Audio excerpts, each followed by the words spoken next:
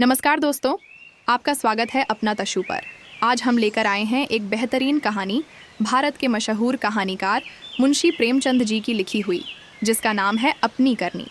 ये कहानी एक सीख देने वाली दास्तान है जो हमें अपने कर्मों के फल का एहसास कराती है। तो बिना देरी किए चलिए शुरू करते हैं आज की कहानी। अभागा मैं, मेरे कर्मों के फल ने आज यह दिन दिखाए कि अपमान भी मेरे ऊपर हंसता है, और यह सब मैंने अपने हाथों किया। शैतान के सिर इल्ज़ाम क्यों दूं? किस्मत को खरी खोटी क्यों सुनाऊं? होने का क्यों रोऊं? जो कुछ किया मैंने जानते और बूझते हुए किया। अभी 1 साल गुजरा जब मैं भाग्यशाली था, प्रतिष्ठित था और समृद्धि मेरी चेरी थी। दुनिया की नेमतें मेरे सामने हाथ बांधे खड़ी थीं, लेकिन आज बदनामी और कंगाली और शर्मिंदगी मेरी दुर्दशा पर आंसू बहाती है। मैं ऊंचे ख़ानदान का बहुत पढ़ा लिखा आदमी था, फ़ारसी का मुल्ला, संस्कृत का पंडित, अंग्रेजी का ग्रेजुएट। अपने मुंह मियाँ मिट्ठू क्यों बनूं, लेकिन रुक भी मुझको मिला था, इतना कि दूसरे मुझसे ईर्ष्या कर सकते थे। गरज एक इंसान को खुशी के साथ ज़िंदगी बसर करने के लिए जितनी अच्छी चीज़ों की ज़रूरत हो सकती है, वह सब मुझे हासिल थी।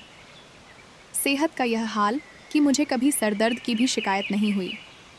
फिटन की सैर, दरिया की दिलफरेबियाँ, पहाड़ के सुंदर दृश्य, उन खुशियों का जिक्र ही तकलीफ़देह है। क्या मज़े की ज़िंदगी थी। यहाँ तक तो अपना दर्द दिल सुना सकता हूँ, लेकिन इसके आगे फिर होंठों पर खामोशी की मुहर लगी हुई है। एक सती साध्वी, प्रतिप्राणा स्त्री और 2 गुलाब के फूल से बच्चे इंसान के लिए जिन खुशियों, आरजुओं, हौसलों और दिलफरेबियों का ख़जाना हो सकते हैं, वह सब मुझे प्राप्त था। मैं इस योग्य नहीं कि उस पतित्र स्त्री का नाम ज़बान पर लाऊं। मैं इस योग्य नहीं कि अपने को उन लड़कों का बाप कह सकूं। मगर नसीब का कुछ ऐसा खेल था कि मैंने उन बेहिश्ती नेमतों की कद्र न की। जिस औरत ने मेरे हुक्म और अपनी इच्छा में कभी कोई भेद नहीं किया, जो मेरी सारी बुराइयों के बावजूद कभी शिकायत का एक हर्फ ज़बान पर नहीं लाई, जिसका गुस्सा कभी आंखों से आगे नहीं बढ़ने पाया। गुस्सा क्या था, कुंवर की बरखा थी। 2-4 हल्की हल्की बूंदें पड़ी और फिर आसमान साफ हो गया। अपनी दीवानगी के नशे में मैंने उस देवी की कद्र न की। मैंने उसे जलाया, रुलाया, तड़पाया। मैंने उसके साथ दगा की। जब मैं 2-2 बजे रात को घर लौटता था तो मुझे कैसे कैसे बहाने सूझते थे। नित्य नए हीले गढ़ता था। शायद विद्यार्थी जीवन में जब बैंड के मज़े से मदरसे जाने की इजाज़त न देते थे, उस वक्त भी बुद्धि इतनी प्रखर न थी। और क्या उस क्षमा की देवी को मेरी बातों पर यकीन आता था? वह भोली थी, मगर ऐसी नादान न थी। मेरी खुमार भरी आँखें और मेरे उथले भाव और मेरे झूठे प्रेम प्रदर्शन का रहस्य क्या उससे छिपा रह सकता था? लेकिन उसकी रग रग में शराफत भरी हुई थी। कोई कमीना ख्याल उसकी ज़बान पर नहीं आ सकता था। वह उन बातों का जिक्र करके या अपने संदेहों को खुलेआम दिखलाकर हमारे पवित्र संबंध में खिंचाव या बदमज़गी पैदा करना बहुत अनुचित समझती थी। मुझे उसके विचार उसके माथे पर लिखे मालूम होते थे। उन बदमज़गियों के मुकाबले में उसे जलना और रोना ज़्यादा पसंद था। शायद वह समझती थी कि मेरा नशा खुद ब खुद उतर जाएगा। काश इस शराफत के बदले उसके स्वभाव में कुछ ओछापन और अनुदारता भी होती। काश वह अपने अधिकारों को अपने हाथ में रखना जानती। काश वह इतनी सीधी न होती। काश अब अपने मन के भावों को छिपाने में इतनी कुशल न होती। काश वह इतनी मक्कार न होती। लेकिन मेरी मक्कारी और उसकी मक्कारी में कितना अंतर था। मेरी मक्कारी हरामकारी थी, उसकी मक्कारी आत्मबलिदानी। एक रोज़ मैं अपने काम से फुसरत पाकर शाम के वक्त मनोरंजन के लिए आनंद वाटिका में पहुंचा और संगमरमर के हौज पर बैठकर मछलियों का तमाशा देखने लगा। एकाएक निगाह ऊपर उठी तो मैंने एक औरत का बेले की झाड़ियों में फूल चुनते देखा। उसके कपड़े मैले थे और जवानी की ताजगी और गर्व को छोड़कर उसके चेहरे में कोई ऐसी ख़ास बात न थी। उसने मेरी तरफ आंखें उठाईं और फिर फूल चुनने में लग गई, गोया उसने कुछ देखा ही नहीं। उसके इस अंदाज ने, चाहे वह उसकी सरलता ही क्यों न रही हो, मेरी वासना को और भी उद्दीप्त कर दिया। मेरे लिए यह एक नई बात थी कि कोई औरत इस तरह देखे कि जैसे उसने नहीं देखा। मैं उठा और धीरे धीरे कभी ज़मीन और कभी आसमान की तरफ ताकते हुए बेले की झाड़ियों के पास जाकर खुद भी फूल चुनने लगा। इस डिठाई का नतीजा यह हुआ कि वह मालिन की लड़की वहाँ से तेज़ी के साथ बाग के दूसरे हिस्से में चली गई। उस दिन से मालूम नहीं वह कौन सा आकर्षण था जो मुझे रोज़ शाम के वक्त आनंद वाटिका की तरफ खींच ले जाता। उसे मोहब्बत हरगिज़ नहीं कह सकते। अगर मुझे उस वक्त भगवान न करें उस लड़की के बारे में कोई शोक समाचार मिलता तो शायद मेरी आंखों से आंसू भी न निकले। जोगिया धारण करने की तो चर्चा ही व्यर्थ है। मैं रोज़ जाता और नए नए रूप धर कर जाता, लेकिन जिस प्रकृति ने मुझे अच्छा रूप रंग दिया था उसी ने मुझे वाचालता से वंचित भी कर रखा था। मैं रोज़ जाता और रोज़ लौट जाता। प्रेम की मंजिल में एक कदम भी आगे न बढ़ पाता था। हाँ, इतना अलबत्ता हो गया कि उसे वह पहली सी झिझक न रही। आखिर इस शांतिपूर्ण नीति को सफल बनाने न होते देख मैंने एक नई युक्ति सोची। एक रोज़ मैं अपने साथ अपने शैतान बुलडॉग टॉमी को भी लेता गया। जब शाम हो गई और वह मेरे धैर्य का नाश करने वाली फूलों से आंचल भरकर अपने घर की ओर चली तो मैंने अपने बुलडॉग को धीरे से इशारा कर दिया। बुलडॉग उसकी तरफ बाज की तरफ झपटा। फूलमती ने एक चीख मारी, 2-4 कदम दौड़ी और ज़मीन पर गिर पड़ी। अब मैं छड़ी हिलाता, बुलडॉग की तरफ गुस्से भरी आंखों से देखता और हाय हाय चिल्लाता हुआ दौड़ा और उसे ज़ोर से 2-3 डंडे लगाए। फिर मैंने बिखरे हुए फूलों को समेटा, सहमी हुई औरत का हाथ पकड़कर बिठा दिया और बहुत लज्जित और दुखी भाव से बोला, ये कितना बड़ा बदमाश है, अब इसे अपने साथ कभी नहीं लाऊंगा। तुम्हें इसने काट तो नहीं लिया? फूलमती ने चादर से सर को ढांकते हुए कहा। तुम ना आ जाते तो वह मुझे नोच डालता। मेरे तो जैसे मन भर में पैर हो गए थे। मेरा कलेजा तो अभी तक धड़क रहा है। यह तीर लक्ष्य पर बैठा। खामोशी की मुहर टूट गई। बातचीत का सिलसिला कायम हुआ। बांध में एक दरार हो जाने की देर थी। फिर तो मन की उमंगों ने खुद ब खुद काम करना शुरू किया। मैंने जैसे जैसे जाल फैलाए, जैसे जैसे स्वांग रचे, वह रंगीन तबीयत के लोग खूब जानते हैं। और यह सब क्यों? मोहब्बत से नहीं, सिर्फ ज़रा देर दिल को खुश करने के लिए, सिर्फ उसके भरे पूरे शरीर और भोलेपन पर रींझ कर। यूँ मैं बहुत नीच प्रकृति का आदमी नहीं हूँ। रूप रंग में फूलमती का इंदु से मुकाबला न था। वह सुंदरता के सांचे में ढली हुई थी। कवियों ने सौंदर्य की जो कसौटियाँ बनाई हैं वह सब वहाँ दिखाई देती थीं, लेकिन पता नहीं क्यों मैंने फूलमती की ढंसी हुई आँखों और फूले हुए गालों और मोटे मोटे होठों की तरफ अपने दिल का ज़्यादा खिंचाव देखा। आना जाना बढ़ा और महीना भर भी गुजरने न पाया कि मैं उसकी मोहब्बत के जाल में पूरी तरह फंस गया। मुझे अब घर की सादा ज़िंदगी में कोई आनंद न आता था, लेकिन दिल ज्यों-ज्यों घर से उचटता जाता था त्यों-त्यों मैं पत्नी के प्रति प्रेम का प्रदर्शन और भी अधिक करता था। मैं उसकी फरमाइशों का इंतज़ार करता रहता और कभी उसका दिल दुखाने वाली कोई बात मेरी ज़बान पर न आती। शायद मैं अपनी आंतरिक उदासीनता को शिष्टाचार के पर्दे के पीछे छिपाना चाहता था। धीरे धीरे दिल की यह कैफियत भी बदल गई और बीवी की तरफ से उदासीनता दिखाई देने लगी। घर में कपड़े नहीं हैं, लेकिन मुझसे इतना ना होता कि पूछ लूँ। सच ये है कि मुझे अब उसकी खातिरदारी करते हुए एक डर सा मालूम होता था कि कहीं उसकी खामोशी की दीवार टूट न जाए और उसके मन के भाव ज़बान पर ना आ जाएं। यहाँ तक कि मैंने गिरस्ती की ज़रूरतों की तरफ से भी आंखें बंद कर लीं। अब मेरा दिल और जान और रुपया पैसा सब फूलमती के लिए था। मैं खुद कभी सुनार की दुकान पर न गया था, लेकिन आजकल कोई मुझे रात गए एक मशहूर सुनार के मकान पर बैठा हुआ देख सकता था। बजाज की दुकान में भी मुझे रुचि हो गई।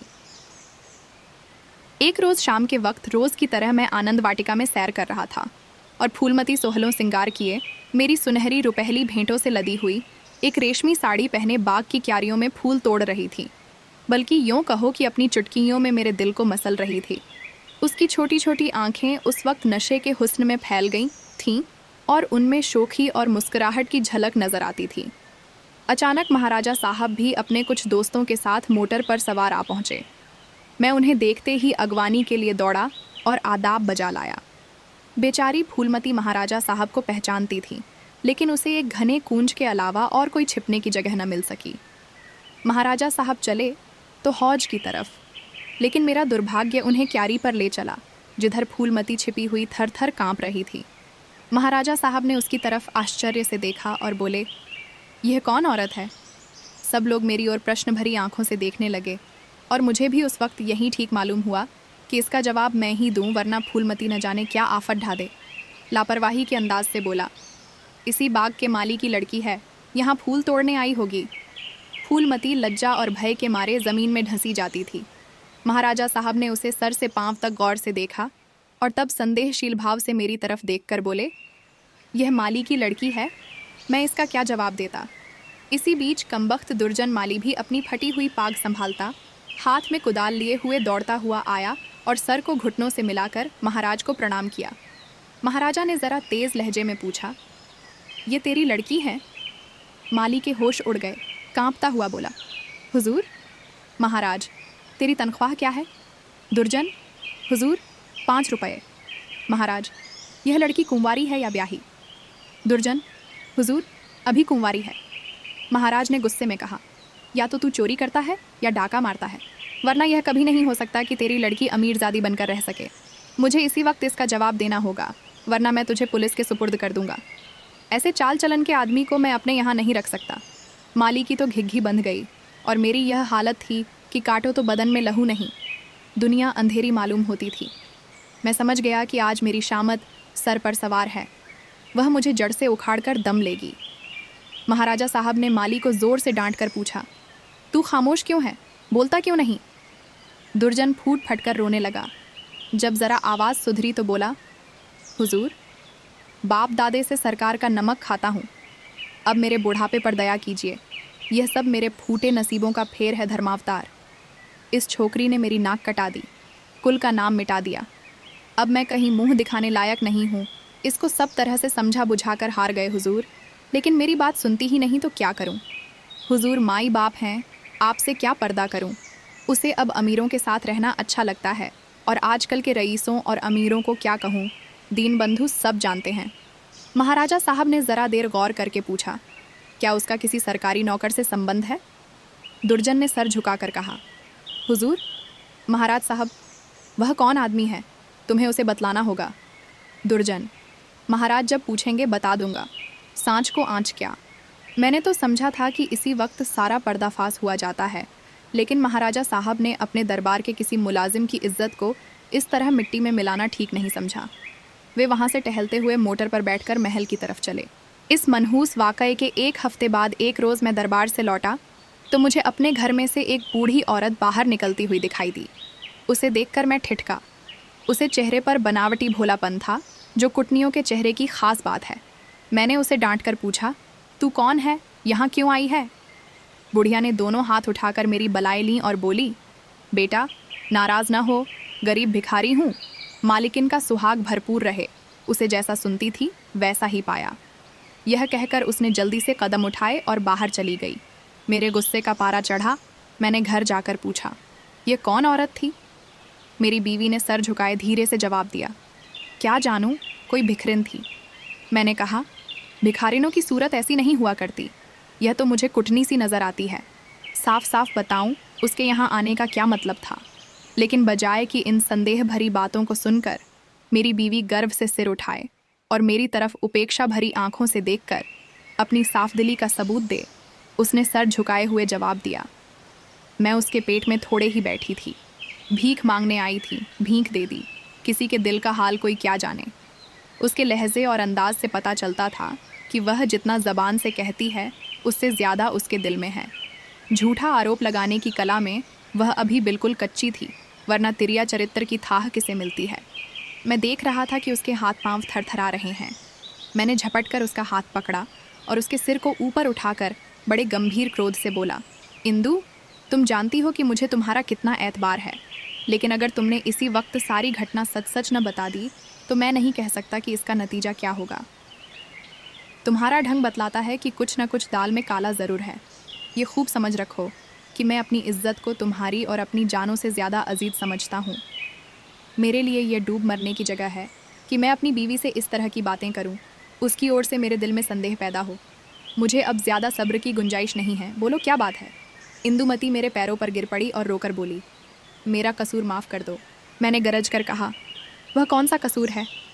इंदुमती ने संभल कर जवाब दिया, तुम अपने दिल में इस वक्त जो ख्याल कर रहे हो उसे एक पल के लिए भी वहाँ न रहने दो, वरना समझ लो कि आज ही इस ज़िंदगी का ख़ात्मा है।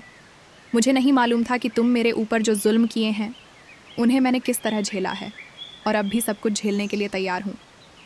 मेरा सर तुम्हारे पैरों पर है, जिस तरह रखोगे रहूँगी। लेकिन आज मुझे मालूम हुआ कि तुम खुद हो वैसा ही दूसरों को समझते हो। मुझसे भूल अवश्य हुई है, लेकिन उस भूल की यह सज़ा नहीं कि तुम मुझ पर ऐसे संदेह न करो। मैंने उस औरत की बातों में आकर अपने सारे घर का चिट्ठा बयान कर दिया।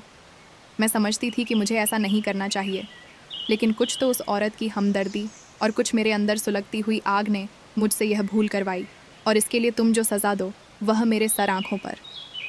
मेरा गुस्सा ज़रा धीमा हुआ। बोला, तुमने उससे क्या कहा? इंदुमती ने दिया, घर का जो कुछ हाल है, तुम्हारी बेवफाई, तुम्हारी लापरवाही, तुम्हारा घर की ज़रूरतों की फ़िक्र न रखना। अपनी बेवकूफ़ी का क्या कहूँ?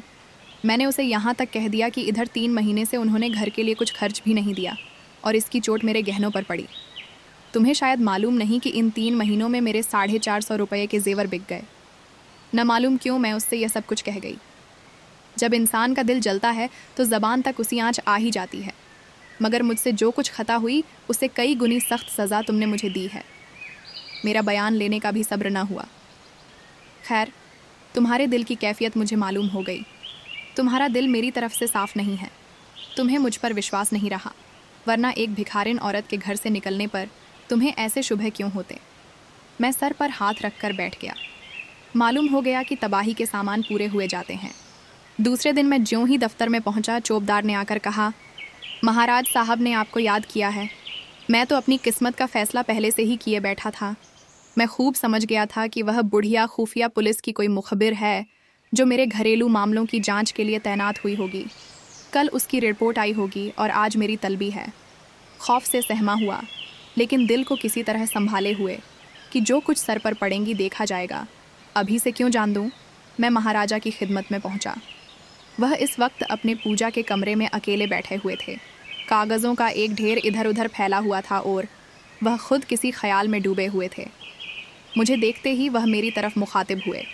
उनके चेहरे पर नाराज़गी के लक्षण दिखाई दिए।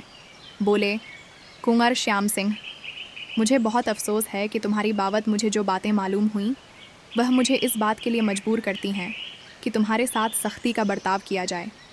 तुम मेरे पुराने वसीकादार हो और तुम्हें यह गौरव कई पीढ़ियों से प्राप्त है। तुम्हारे बुज़ुर्गों ने हमारे ख़ानदान की जान लगाकार सेवाएं की हैं और उन्हीं के सिले में यह वसीका दिया गया था, लेकिन तुमने अपनी हरकतों से अपने को इस कृपा के योग्य नहीं रखा। तुम्हें इसलिए वसीका मिलता था कि तुम अपने ख़ानदान की परवरिश करो, अपने लड़कों को इस योग्य बनाओ कि वह राज्य की कुछ खिदमत कर सकें, उन्हें शारीरिक और नैतिक शिक्षा दो ताकि तुम्हारी ज़ात से रियासत की भलाई हो, न कि इसलिए कि तुम इस रुपए को बेहुदा ऐशपस्ती और हरामकारी में खर्च करो। मुझे इस बात से बहुत तकलीफ़ होती है कि तुमने अब अपने बाल बच्चों की परवरिश की जिम्मेदारी से भी अपने को मुक्त समझ लिया है। अगर तुम्हारा यही ढंग रहा तो यकीनन वसीकादारों का एक पुराना ख़ानदान मिट जाएगा। इसलिए हाथ से हमने तुम्हारा नाम वसीकादारों की फहरिस्त से खारिज कर दिया और तुम्हारी जगह तुम्हारी बीवी का नाम दर्ज किया गया। वह अपने लड़कों को पालने पोसने की जिम्मेदार है। तुम्हारा नाम रियासत के मालियों की फहरिस्त में लिया जाएगा। तुमने अपने को इसी के योग्य सिद्ध किया है और मुझे उम्मीद है कि यह तबादला तुम्हें नागवार ना होगा। बस जाओ और मुमकिन हो तो अपने किए पर पछताओ। मुझे कुछ कहने का साहस न हुआ। मैंने बहुत धैर्यपूर्वक अपने किस्मत का यह फैसला सुना और घर की तरफ चला। लेकिन 2 ही 4 कदम चला था कि अचानक खचाल आया। किसके घर जा रहे हो? तुम्हारा घर अब कहाँ है? मैं उलटे कदम लौटा। जिस घर का मैं राजा था वहाँ दूसरों का आश्रित बनकर मुझसे नहीं रहा जाएगा, और रहा भी जाए तो मुझे रहना चाहिए। मेरा आचरण निश्चय ही अनुचित था, लेकिन मेरी नैतिक संवेदना अब भी इतनी थोथी न हुई थी। मैंने पक्का इरादा कर लिया कि इसी वक्त इस शहर से भाग जाना मुनासिब है, वरना बात फैलते ही हमदर्दों और बुरा चेतने वालों का एक जमघट हालचाल पूछने के लिए आ जाएगा। दूसरों की सूखी हमदर्दियाँ सुननी पड़ेंगी, जिनके पर्दे में खुशी झलकती होगी। एक बारक सिर्फ एक बार मुझे फूलमती का ख्याल आया। उसके कारण यह सब दुर्गत हो रही है, उससे तो मिल ही लूँ। मगर दिल ने रोका। क्या एक वैभवशाली आदमी की जो इज्जत होती थी वह अब मुझे हासिल हो सकती है? हरगिज़ नहीं। रूप की मंडी में वफ़ा और मोहब्बत के मुकाबले में रुपया पैसा ज़्यादा कीमती चीज़ है। मुमकिन है इस वक्त मुझ पर तरस खाकर या क्षणिक आवेश में आकर फूलमती मेरे साथ चलने पर आमादा हो जाए, लेकिन यह क्षणिक आवेश में आकर फूलमती मेरे साथ चलने पर आमादा हो जाए, लेकिन उसे लेकर कहाँ जाऊँगा? पाँवों में बेड़ियाँ डालकर चलना तो और भी मुश्किल है। इस तरह सोच विचार कर मैंने बम्बई की राह ली और अब 2 साल से एक मिल में नौकर हूँ। तनख्वाह सिर्फ इतनी है कि ज्यों त्यों जिंदगी का सिलसिला चलता रहे, लेकिन ईश्वर को धन्यवाद देता हूँ और इसी को यथेष्ट समझता हूँ। मैं एक बार गुप्त रूप से अपने घर गया था। फूलमती ने एक दूसरे रईस से रूप का सौदा कर लिया है, लेकिन मेरी पत्नी ने अपने प्रबंध कौशल से घर की हालत खूब संभाल ली है। मैंने अपने मकान को रात के समय लालसा भरी आंखों से देखा। दरवाजे पर 2 लालटेनें जल रही थीं और बच्चे इधर उधर खेल रहे थे। हर सफाई और सुथरापन दिखाई देता था। मुझे कुछ अखबारों के देखने से मालूम हुआ कि महीनों तक मेरे पते निशान के बारे में अखबारों में इश्तहार छपते रहे, लेकिन अब यह सूरत लेकर मैं वहाँ क्या जाऊँगा और यह कालिख लगा मुँह किसको दिखाऊँगा। अब तो मुझे इसी गिरी पड़ी हालत में ज़िंदगी के दिन काटने हैं, चाहे रोकर काटूँ या हंसकर। मैं अपनी हरकतों पर अब बहुत शर्मिंदा हूँ। अफसोस, मैंने उन नेमतों की कद्र न की, उन्हें लात से ठोकर मारी। यह उसी की सज़ा है कि आज मुझे यह दिन देखना पड़ रहा है। मैं वह परवाना हूँ जिसकी खाक भी हवा के झोंकों से नहीं बची। दोस्तों, प्रेमचंद जी ने इस कहानी के ज़रिए हमें ये सिखाया है कि हमेशा अपने कर्मों का ध्यान रखना चाहिए। जो इंसान अच्छा करता है उसे अच्छा फल मिलता है, और जो गलत करता है उसके लिए इस दुनिया में कभी न कभी इंसाफ ज़रूर होता है। तो दोस्तों, अगर आपको ये कहानी पसंद आई हो तो लाइक ज़रूर करें और अपने दोस्तों के साथ शेयर करें। और हाँ, अगर आप नए हैं तो चैनल को सब्सक्राइब करना ना भूलें। अगले हफ्ते फिर मिलेंगे एक नई कहानी के साथ। तब तक के लिए अपना ध्यान रखें और याद रखें, अपनी करनी अपना फल।